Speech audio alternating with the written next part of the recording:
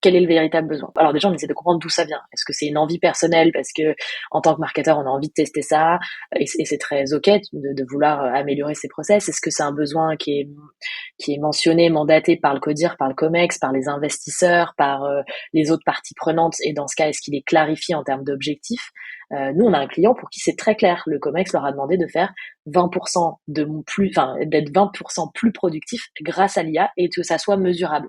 Voilà, là au moins l'objectif il est assez clair. Et dans ces cas-là, en fait, nous on va leur dire, ok, on fait toute une matrice des frictions organisationnelles, opérationnelles dans leur process marketing, et on vient toucher, parce que là on sait que c'est un sujet de productivité qui peut toucher tous les sujets.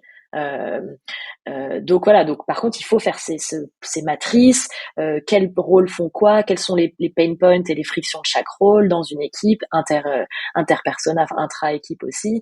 Et de là, on va chercher les petits buckets où il y a le plus de choses à aller chercher, et puis on va construire des améliorations de process grâce à de l'IA, avec comme but qu'à la fin, ça fasse plus 20% de productivité et que ça soit mesurable. Voilà, là, c'est très clair, par exemple. Et quand il n'y a pas ça, on va se dire, OK, donc ça doit servir quel but? Est-ce que c'est de l'IA qui doit vous aider à faire plus de chiffre d'affaires? Là, on est un peu plus dans le style de l'automation, par exemple, de scaler un peu.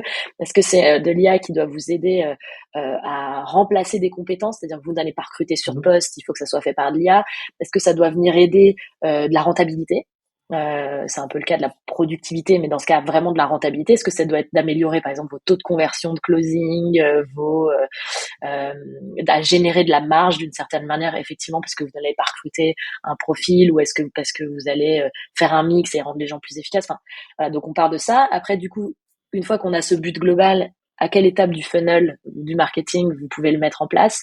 Est-ce que si quand c'est pour de l'IA, pour améliorer la créativité, que ça va toucher le haut du funnel, comment on le mesure? En fait, on essaye aussi de voir si c'est mesurable. Si l'IA elle est bien installée, s'il y a un vrai impact, on doit pouvoir avoir des KPI dessus, ou en tout cas voir des KPI bouger. Et après, la deuxième partie, c'est surtout, comme je disais, le setup, l'intégration, le change. Il faut pas sous-estimer, même dans des startups très tech, même dans des équipes très technophiles et très en avance, l'adhésion au change management, au nouveau process et le temps que ça prend. En fait, c'est pas magique. C'est pas parce qu'on va mettre de l'IA, ça va pas prendre 2 jours, en fait.